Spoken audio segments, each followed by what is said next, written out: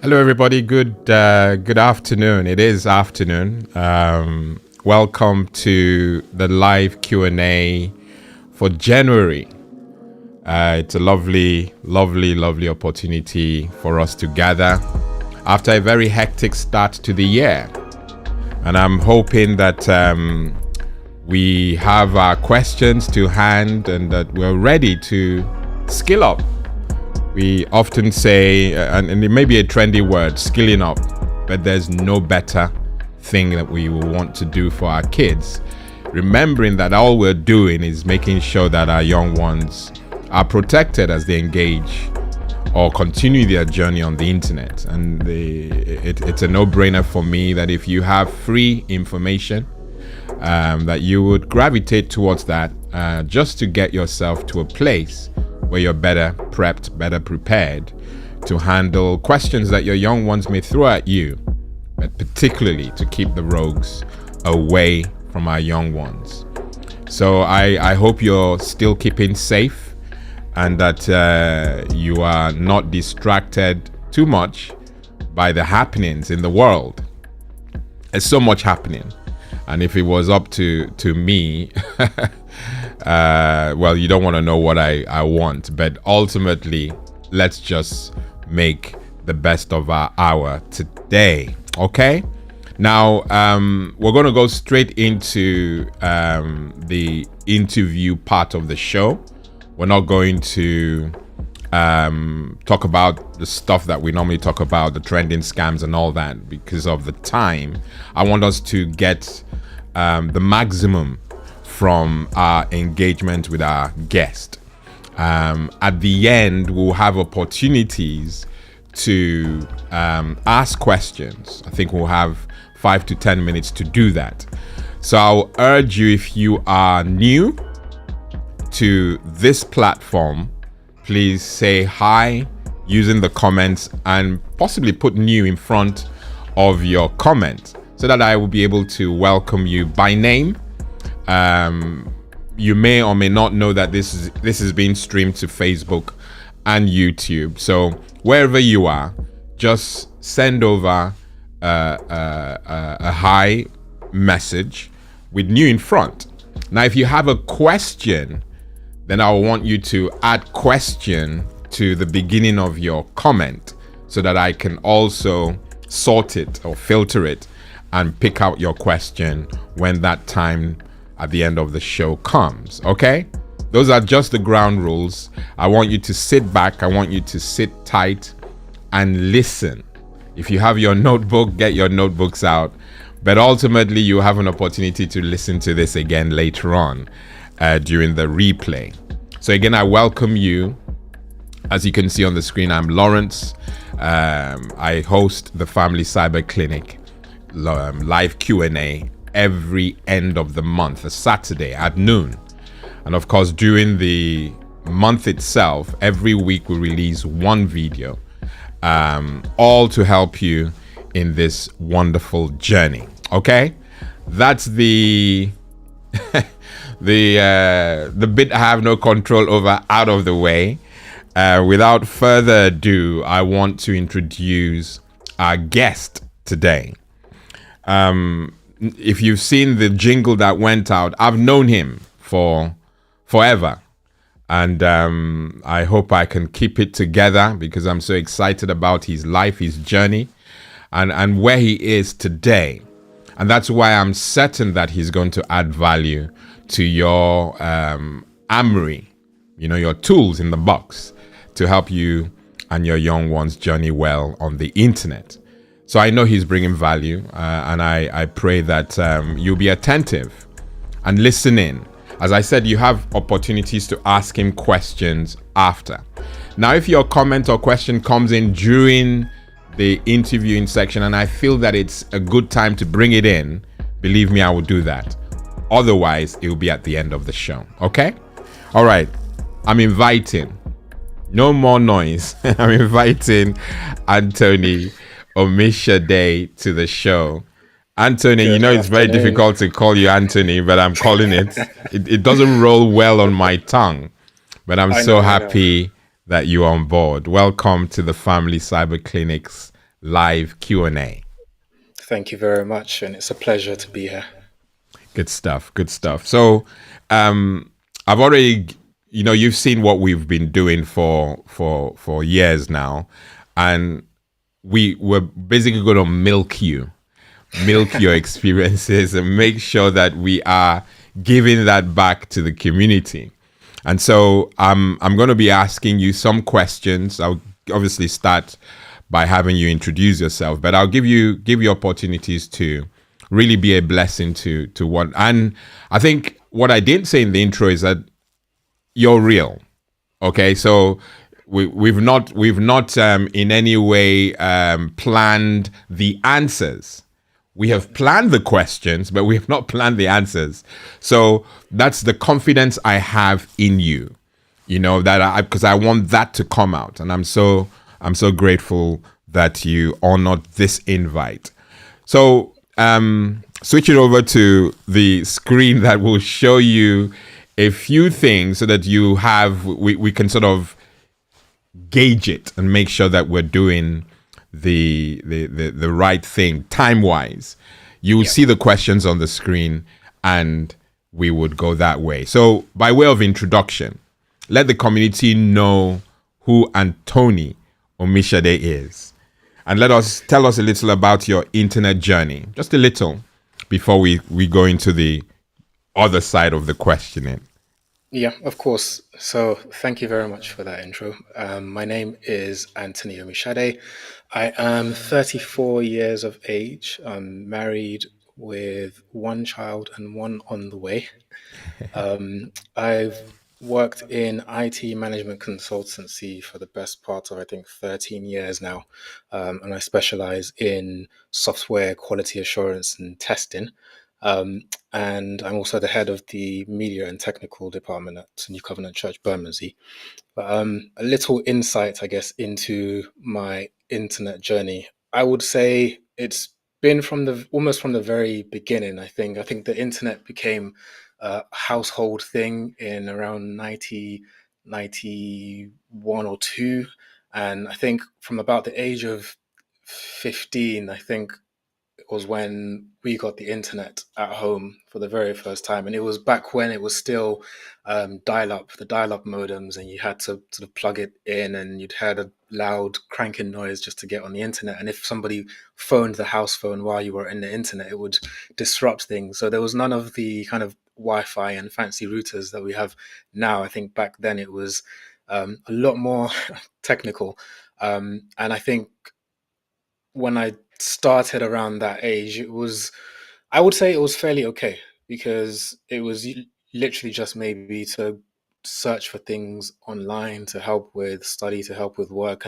and play games. I think that was the extent of my internet usage back then, just researching for school and playing games, maybe drawing online and stuff like that. So it was a fairly kind of basic starting off. I mean, I was only 15, 16, so you can imagine there wasn't a lot really for me to do at that point. Okay, good, good, good, good. I I remember the modem. Believe me, very well. And somehow the modem sound was a feel good. If you had it go, that means you were going to get internet. It Yeah, was so yeah, exciting, so exciting. But if you hear that now, it's yeah. almost an Different, abomination. different story now. Totally, totally, totally. Okay, so we now know that the internet and you started the affair many moons ago, which means that you've seen it in its embryonic stage, if you like, and now Mhm. things have unraveled. I suppose now will be the best time to start asking those key questions. Our first question would be: would you say your journey, your internet journey in general, was smooth? And if so, how have you and those connected to you benefited?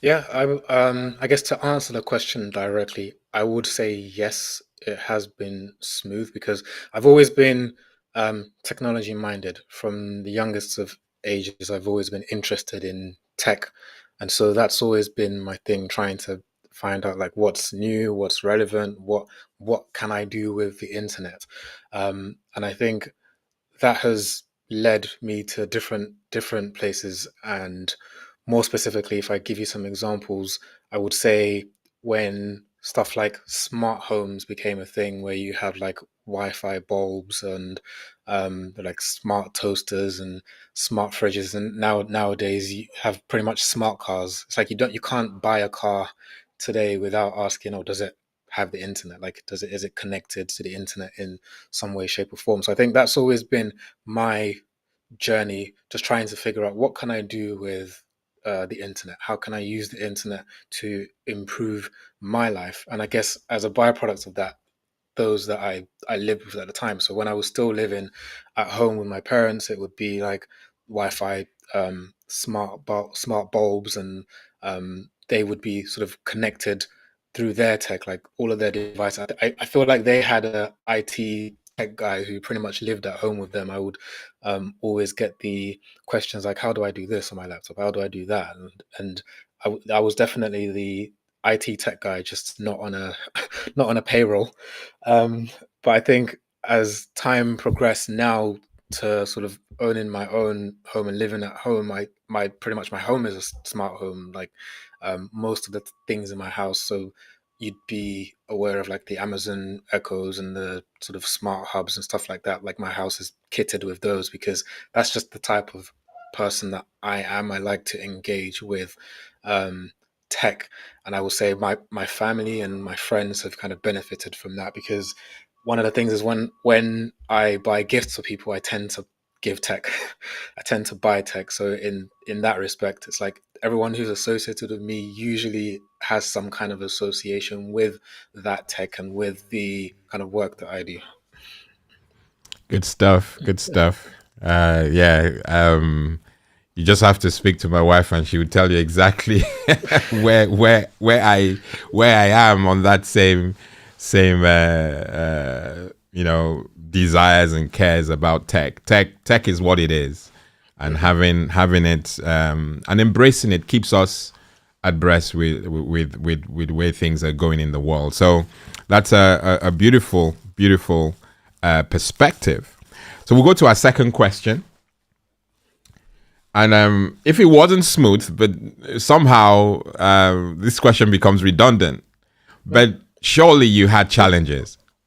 Yeah, I can speak to that. I think there there were challenges, I would say, because as much as the internet is a great thing, it also has its dangers. When you get into the topic of like malware and viruses and things like that, I would say I've had my fair share of failed experiments on the internet where maybe I'll be trying to um, download a game, what I thought was a game but turned out to be malware or a virus, and then I would have to sort of wipe the entire PC just to just to get it running again. So I think in my earlier days, I definitely had some run-ins with like getting malware installed accidentally along those lines before I kind of studied things properly and understood like what you should and shouldn't be doing. Um, I would say I was susceptible to those types of challenges. I would call them, and they weren't always pleasant. I mean, when you have a family PC, especially when other people share it, and then you have to tell them that sorry, I have to wipe the entire thing because I've downloaded something that has pretty much corrupted the whole PC. That doesn't go down too well.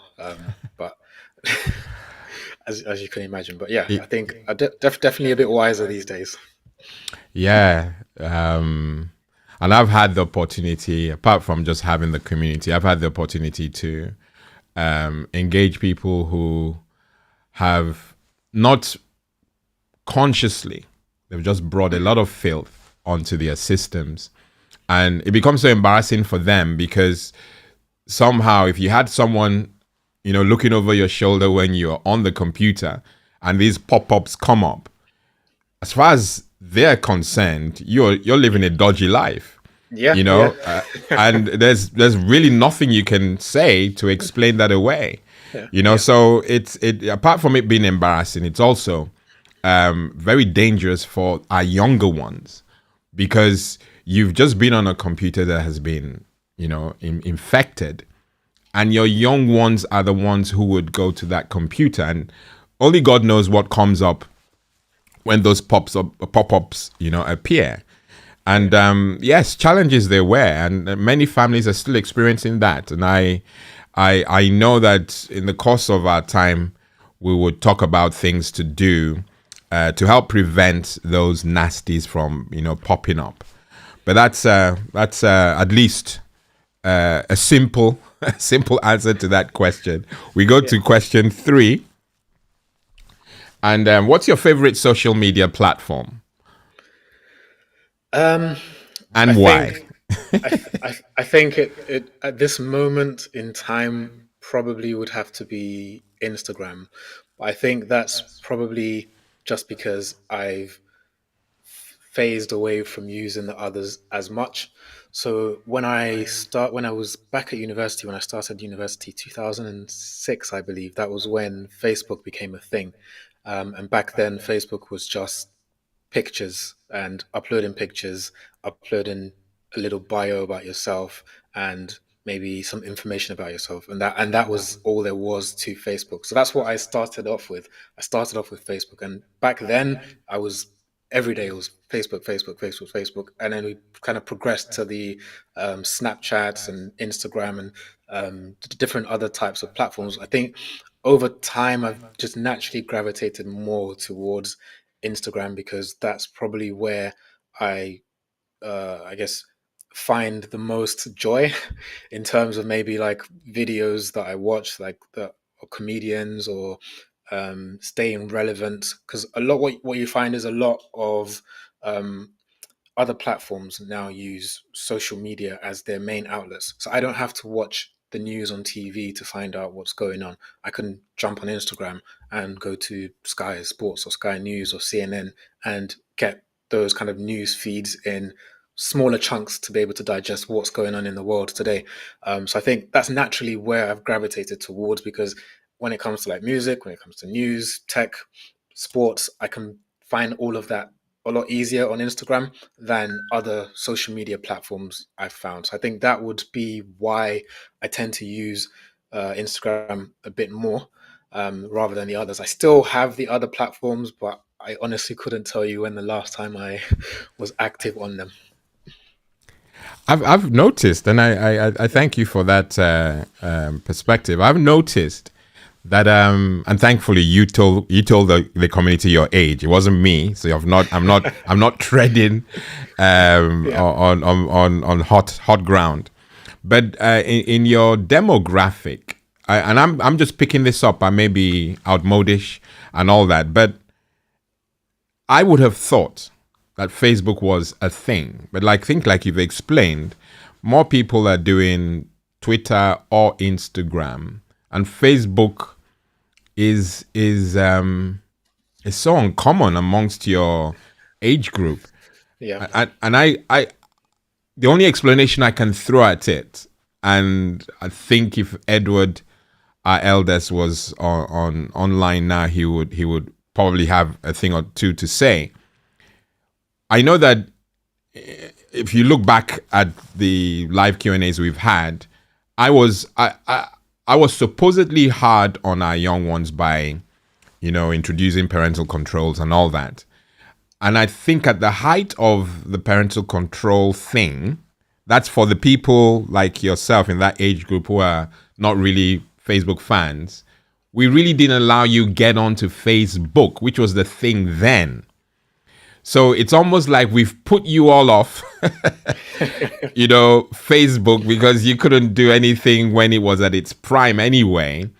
And the new things have come, or newer things have come on board, like Instagram, Snapchat, and Twitter, that are more focused. They're more, there's an older group that love Facebook, and I know that people in my age love Facebook. Don't know why. I do have a thing in my head, but I don't know that it will be conducive for the audience today. But I know why my age group like Facebook, and of course I appreciate why your group love the Instagrams and the Twitters of today. But that's I'm not micromanaging your answer. Obviously, that's your social media platform of choice. And ultimately, your kids now are growing to see dad loving Instagram and loving Twitter. So I think when they really get hot on the internet, I think Facebook will be museum property. Oh, 100%. Yeah. 100%. I think it's already moving into that space now. Yeah. And like you said, to tread carefully in how I say it, I think a lot of the younger generation probably won't use Facebook as much because they know that their parents are active on Facebook. So it's almost like a dissociation between the two, because I can't post freely on Facebook. I can't use Facebook the way I want to with my friends because I know my parents are viewing my content. Yeah. So I think that's a little part of it as well. I think so too. I think so. Even as a parent, I think so. I know so. Okay. Thank you. Longer answer, but I think the community will gain a lot from that perspective. But thank you for those answers so far. So we go to our fourth question. As you are a dad now, again, during your intro or bio, as you guys call it, you've obviously told us that you're married and you have a son, Aaron, and one on the way. So you're a dad now, a husband. Yeah. Are you doing things differently regarding the age you let them loose? Now, Aaron, how old is Aaron? He's six now. 6. Okay. Now, it will not surprise me if he's already on the internet, and that's not irresponsible, Hmm. because I know behind that you've done all the things that are required, and of course he's only seeing and watching content. Maybe I should just allow you talk. I'm not going to Yeah. feed you, but you're a dad Yeah. now. Are you doing things Yeah. differently regarding the age you let Aaron loose on the internet, or if at all? And by the way, did you get online too early? So I'll answer the second question first Yeah. in terms of did I get online too early? I don't think so. I think I got on around the right time that was appropriate for my age and what I kind of was doing at that time. I think if I had gotten onto it a little bit later, maybe let's just say, theoretically speaking, my parents had restricted me from internet usage at that age of around 15, 16 till maybe 18, 19, I feel like I might have missed out on quite a lot of those developments between that short period of time, because the internet changed so quickly in that time space that there would have been so much that I wouldn't have been privy to if I had sort of started my journey a little bit later. So I think I got on around the right time. And in terms of Aaron, I think as you mentioned, yes, he has his own iPad.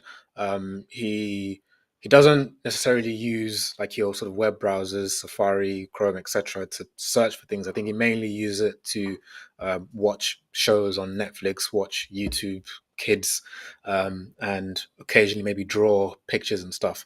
But as you mentioned, again, there are the necessary kind of controls in place behind that. So his content is restricted anyway, so it's not possible for him to accidentally stumble onto inappropriate material or malicious material. So he has free reign in that sense, but we also then um, have put restrictions in place in the sense of he can't just kind of go on Netflix and watch whatever he wants, and he knows that. Like we've raised him in a way that if before he watches any show on Netflix, and this is we're talking Netflix Kids, for instance, before he watches any show, he'll come and ask myself or his mum and say, can you check this to see if I'm allowed to watch this?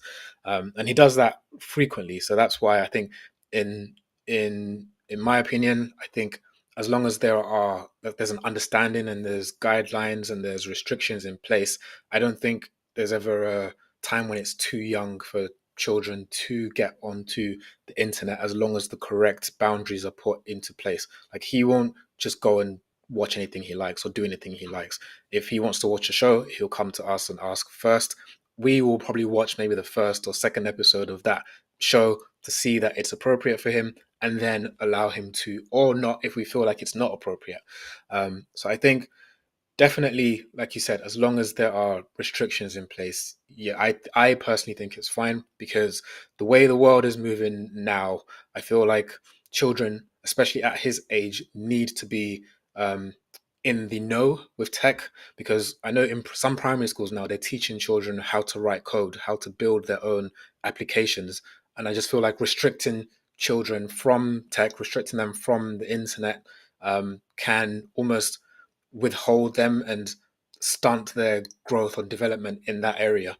So I'm more positivity towards allowing children to get involved in tech and using the net, as long as it's been being used responsibly, being used with the correct boundaries and restrictions in place. Totally feel that, and I love just hearing that Aaron comes to you before he gets to do internet, do tech. That's something that we promote so hard on this platform. Communication, or just having that open door policy where your young one feels comfortable coming to you and talking tech or doing tech. You've highlighted two things that, or well, several things, a lot of things really, that I feel the community would benefit from revisiting. You mentioned YouTube Kids, you mentioned Netflix for kids, appropriate content for the age. You Yeah. know, like you, or at least in your in the scene you were painting there. What I used to do, and I used to do this on my own, when our boys who are men in their own right now were younger, we're talking 9, 10, and you know there's certifications on most videos, thank Yeah. God. But those guidelines, those certifications are guidelines. I had my own expectations from our young ones, and somehow, before I allow my young one get to see a movie, I go and see it. Yeah. And so I know already where the woohoo, wow are in the movie, and I'll know whether, based on their training, whether they would be able to cope with it. And I loved the fact also, you know, the 10A, 11A, 12A. So an adult accompanies the young one. So I get to see movies for free, get to see movies and love their I know it's embarrassing for our kids now to have dad or mom micromanage that situation. So they rather not just go to the movies, full stop. You know, but you can see the virtue or the value of seeing the movie before they get to see it. And then you can easily give them your iPad or give them your device, internet-enabled device. We've shared this on the platform. Your internet device without worrying, because you have been that diligent. You know, Exactly. YouTube Kids is appropriate for kids. Yeah. A kid wanting to watch the bigger one, unless you do a lot of things, and of course it's also still age appropriate, you've got to lock down the system to, you know, to prevent rogue content just popping up. We've talked about YouTube restricted mode and you know, a lot of things that are too technical for this session, but ultimately we need to get to a place where we are guarding, that we are on fire. It's not something you just do and let go. On fire. No. The same way you lead them, you've got to do the same. Yeah, So that's it has to be constant. It has yeah. to be almost part of your life, I guess. Absolutely. Consistency is key. Yeah. Oh, that's interesting. So he's 6. And I'm sure there are people on the platform who have kids who are younger. Let me just pause, because I can see there's movement on the comments. Not enough movement in my opinion, but movement all the same. So we welcome Nora Edem, who is my best fan. I hail you. And yes, exactly. And then we have Valerie from Singapore, who is also hi, Auntie Valerie. sending. Yeah, long. I bet you haven't seen her for a long while. It's been a while. Yes, it's been as they say, it's been a minute. Old Lawrence speaking. Then we have Bassi, who is also a huge fan. He's glad to be here. Bolaji, I hasten to add. All this I can add to a screen so you can see it. I beg your pardon. So that's Bolaji. She's obviously coming in from YouTube. She said the internet is a very scary place now compared to when we were growing up. Absolutely. Yeah. She couldn't be any further from. But that's just it. It's a dungeon. Yeah. And so the same way I've mentioned that you will not just let your young one under 10 open the door and just go and, you know, go outside. That's just irresponsible. Yeah. And so we are respectfully asking that parents are very hands-on with their young ones as they engage on this very scary platform. And that's not too much to ask for our kids. I've said before that kids are not just for Christmas, they're for life. Yeah. You know, and so no amount of work we put in is too much work. It's just enough for the season. Yeah. Thanks for that perspective. That's good to know. That the daddy work is sweet, and it continues so as you go. Okay, so we'll go to question 5. Still, those who are watching on on and off because I can see the numbers go up and go down. So they're either multitasking. Stay here. Leave Yeah. all that other work. Okay? Stay here. As I said, I can tell when you're leaving because it's showing me on my view count. So stay concentrated. So you can ask a question or two to Anthony. Okay, so we'll go to question 5, and if anything comes through, I would bring them up. Sure. So from your upbringing, let me show you the question so that you can flow. From your upbringing and what you've observed with other families, would you say that parents are internet savvy? I think to answer this with all respectfully, I would say no, and not through any fault of their own. I would say when I say the older generation, I'm referring to sort of basically generation older than me, my parents' generation and other parents. I think they've grown up not having the internet and not having the technology that we have now at their fingertips, and not having sort of studied IT, computer science, whatever you want to call it, at university, at school, college, etc. And because of that, it's almost like the internet is a newish thing for them to have to then learn and comprehend. I know that there are some parents who work and live within that field, and so for them, they are savvy because that's what they do day in, day out. That's their field of expertise. They've done the necessary learnings and study to get to the point where they are tech literate and are in the know about tech and technology trends, etc. But I think for majority of the families that I've sort of come in contact with and um, grown up with, I would say probably not as much as they could be. I'll say it that way, not should be, but not as much as they could be, because I think there's always space to learn and grow and develop. And as Bolaji mentioned in the comment that the internet is a lot scarier than it was a couple of years ago. I think that's what. Apologies, someone has started drilling outside my house. Um, I think the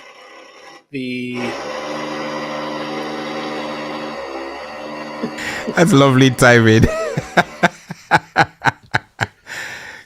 Carry on, carry on. can you We'll still hear sail me? through.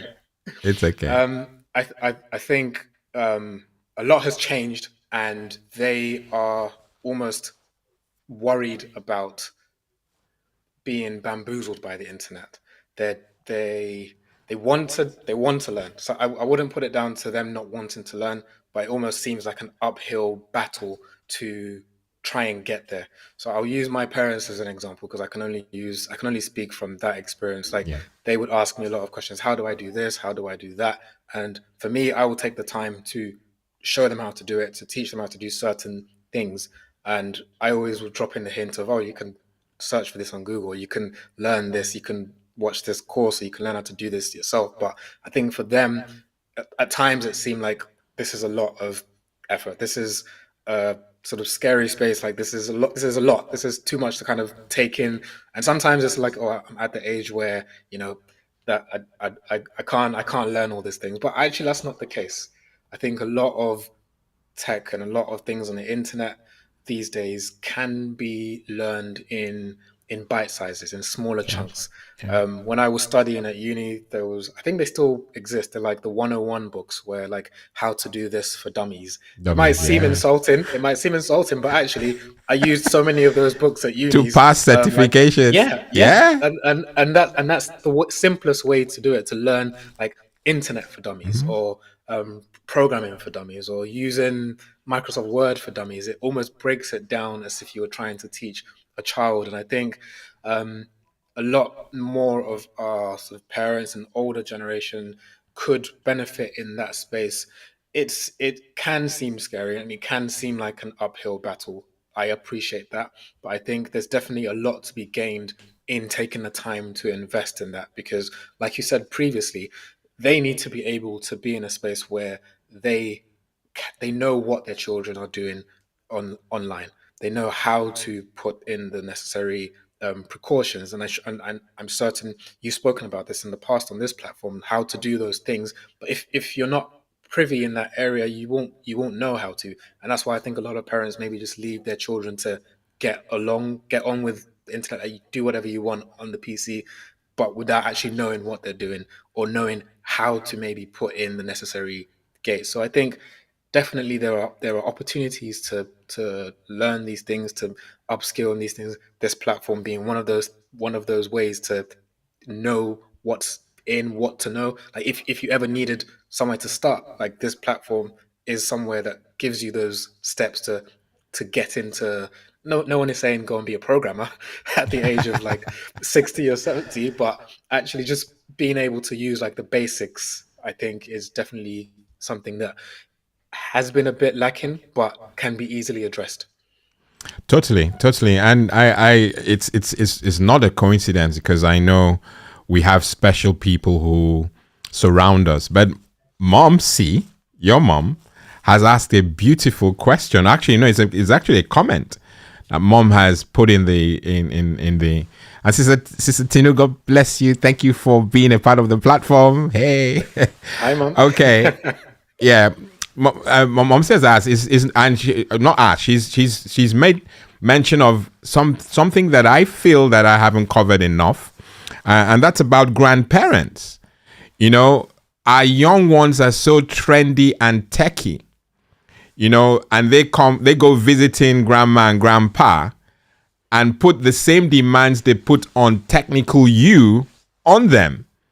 Yeah. And so Mom C is just highlighting that it's so crucial that grandparents and parents have to skill up, you know, so that they can get to a place where they can be of use and they can continue those, you know, I was going to say strict, but very healthy rules that you have in place. The ones you have at home, you know, go with them wherever they go. And they're not, oh, at home, I can't do this, but when they go to grandma and grandpa, because they don't know how, it's open season. Yeah. Yeah. So I think that's a crucial comment, and thank you so much, Sister Tino, for that wonderful comment. So we move to, and you know, I'm looking at the comments, nothing is coming through. So the fact that we're extending this, by extending, I mean we're stretching the answers to the questions, is not such a bad thing, because it looks like we may not be able to use the 5 to 10 minutes for questions. We'll just address them as we go. Sure. Okay, so we go to question 6.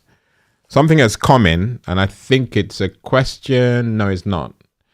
I'm just going to put this on screen. So Doris has commented, I think the pandemic has enabled more older generations to do certain things online, even going on to social media. And that's the truth.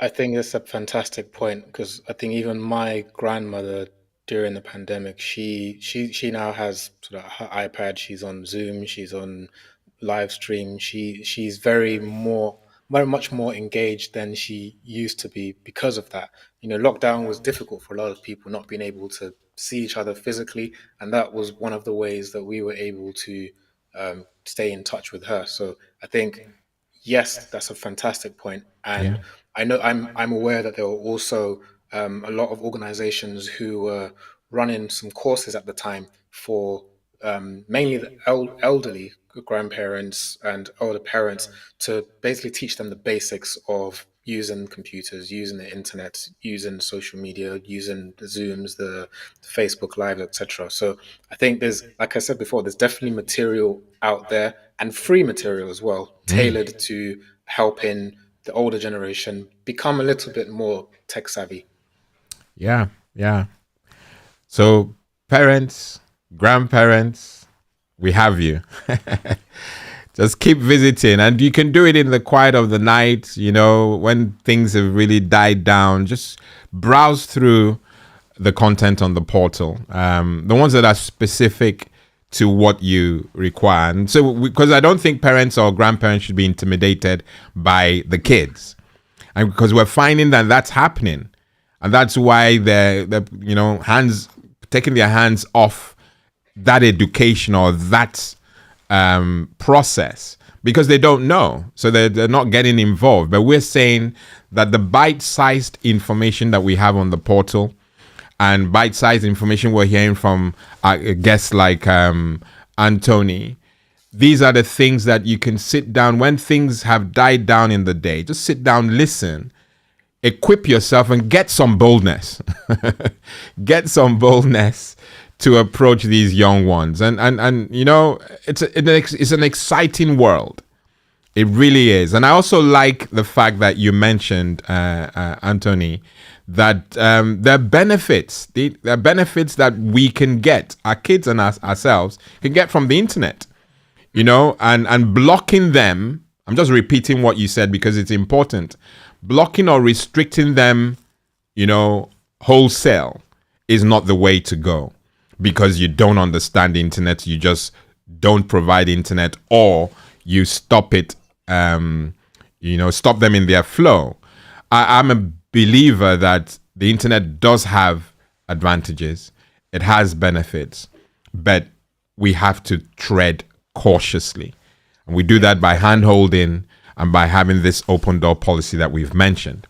Okay, I'll look at the comments again while you're answering the next question, which is, do you think the young can help their parents and guardians to skill up? I think that the simple answer is yes, but I think the more trickier answer is it depends whether the parents themselves are willing to learn.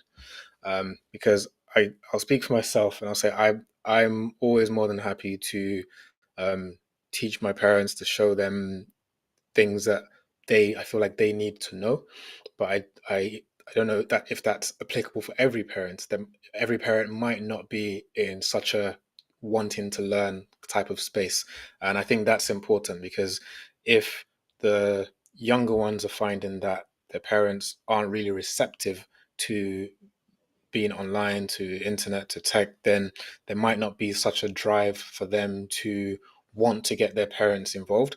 And I think there's actually a different side to that question as well, because there are some younger generation who might not actually want their parents to be tech savvy, because it benefits them, because they then have free reign to pretty much do whatever they want, and they know that their parents probably don't understand what it is that they're doing online, which is why it's doubly important for parents to be in the know. So I think, yes, I think the younger generation definitely have a part to play in helping their parents and guiding them, directing them, and even if it's not them teaching them one to one, maybe just pointing them in the direction of where they can find such material to help them learn, as opposed to maybe they'll say that, okay, I don't have time to teach you, but here's some material that you can watch or you can read that will give you some knowledge, some insight into just keeping up with current trends, keeping up with what's going on, keeping up with even as basic as how to use the internet, how to prevent your, like the tips and guidance around like preventing downloading malware, downloading like malicious content, just anything along those lines. I definitely feel like the younger generation have a responsibility to do as well, because it benefits both parties, I would say. Totally true. Totally true. I, uh, I definitely know that we've covered a lot of the things you've mentioned. Kids definitely have a responsibility to their parents.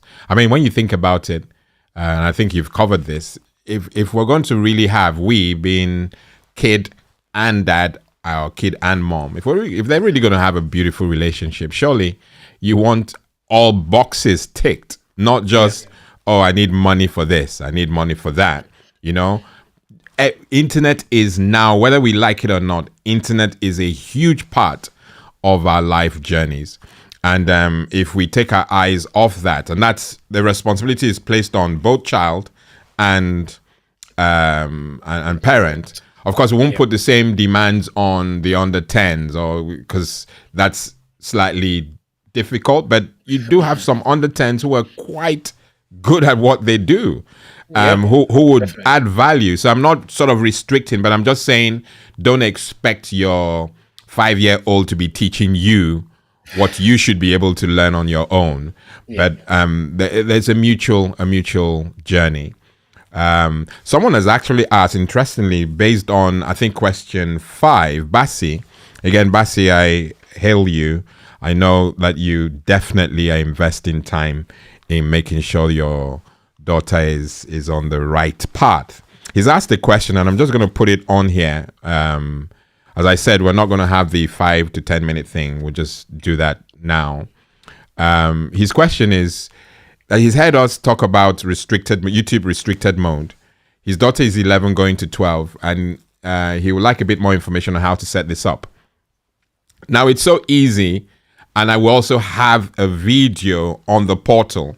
So I'll put the link for those who are watching on replay. The link will be in the description. I'll put the link to the video itself. We have touched on YouTube restricted mode, and there's safe search.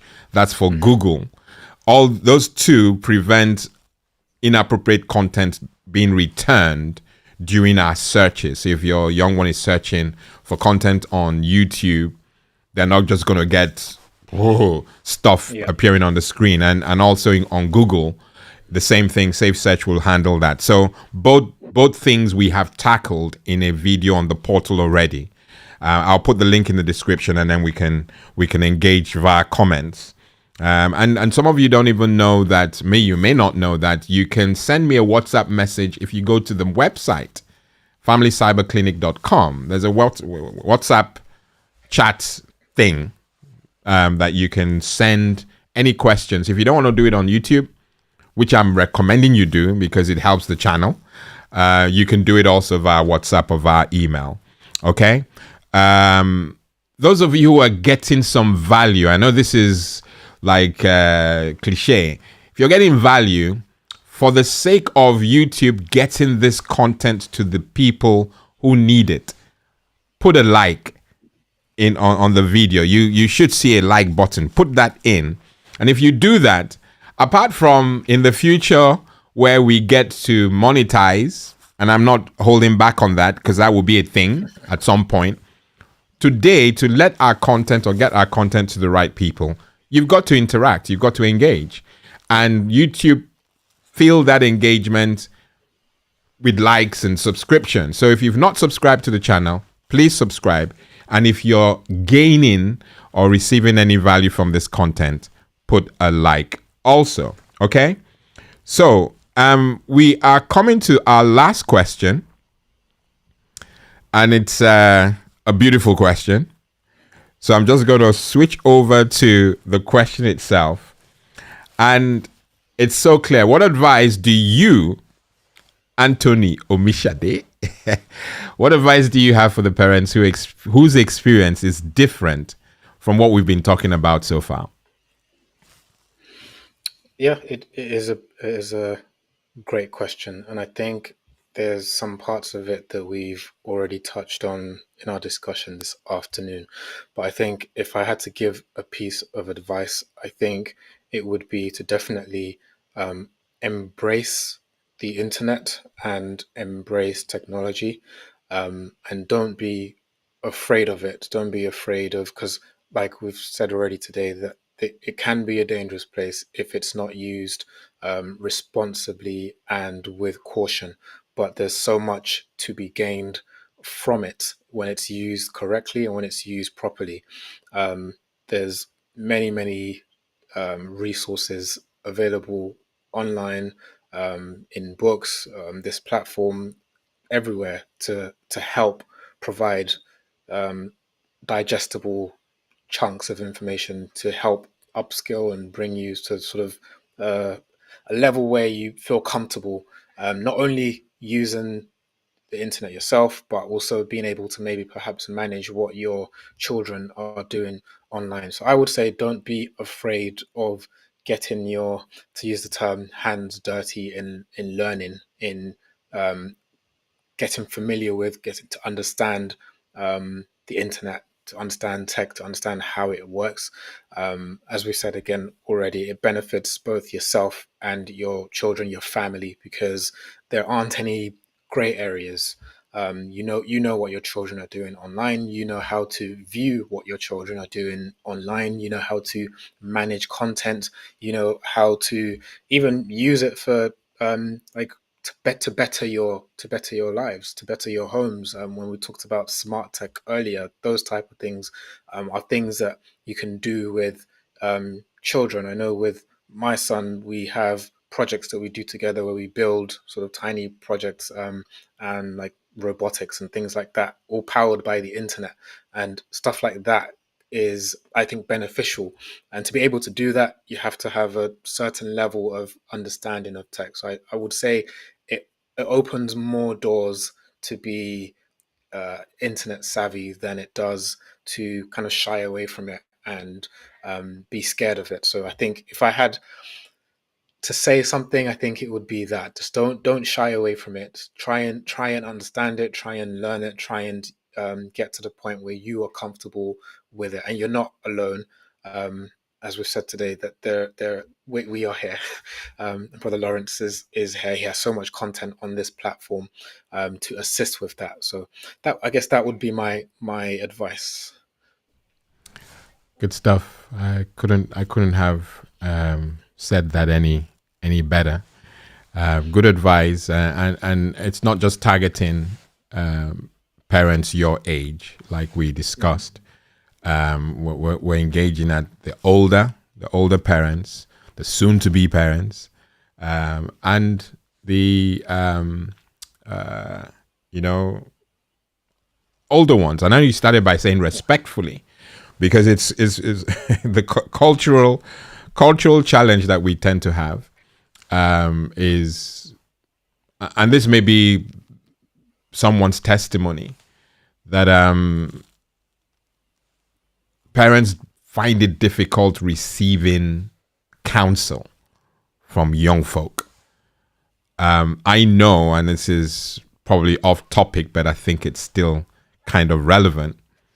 I used to struggle very early on, and this is, thank God, way back, when a young boy or girl will, hello, uncle, how are you? Just hearing that, how are you, was not something I was trained to understand.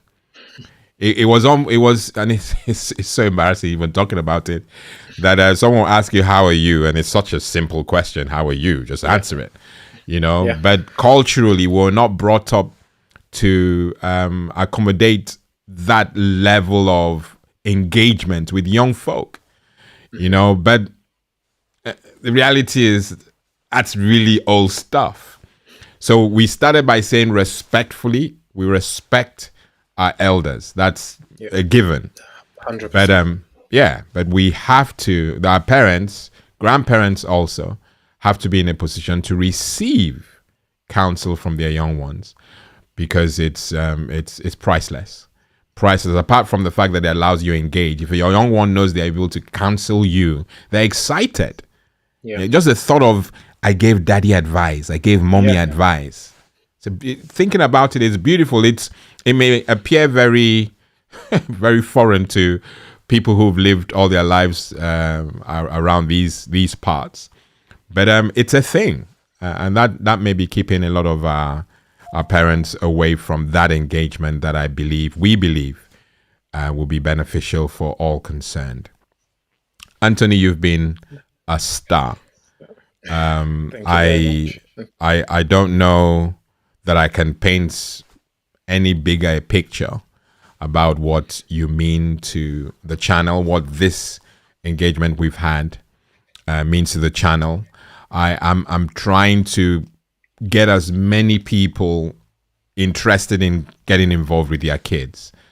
Everybody else is doing something good. You're teaching your kids, you're feeding them, you're paying their way through college and all that, but you're taking your eyes off an area that they will also receive value. So skilling up, looking for information like the one we've just done now, is something that most adults, most parents, guardians, even babysitters need to hear so that they can engage at that point or that level with these young ones. That's we. I always say it. We live and breathe this. Make sure that our kids are safe in this era on this platform. So thank you so much. It's a huge hour that we've spent together. Yeah. Thank you for having me. And I commend you and the work that you're doing on this platform as well, because it is so important. I think it's more important than people realize. So I commend you and I say keep going.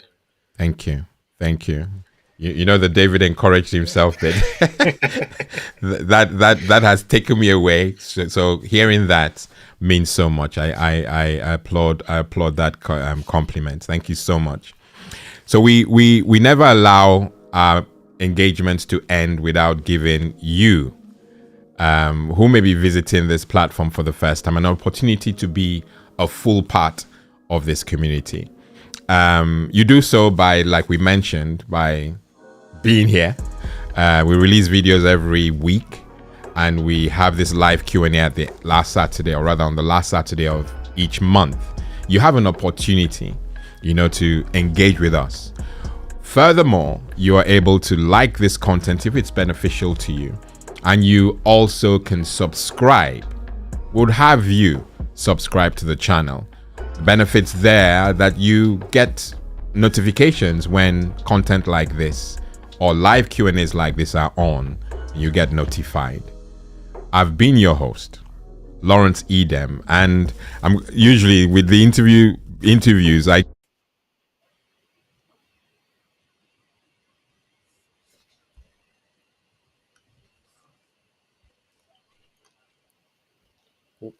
can no longer hear you.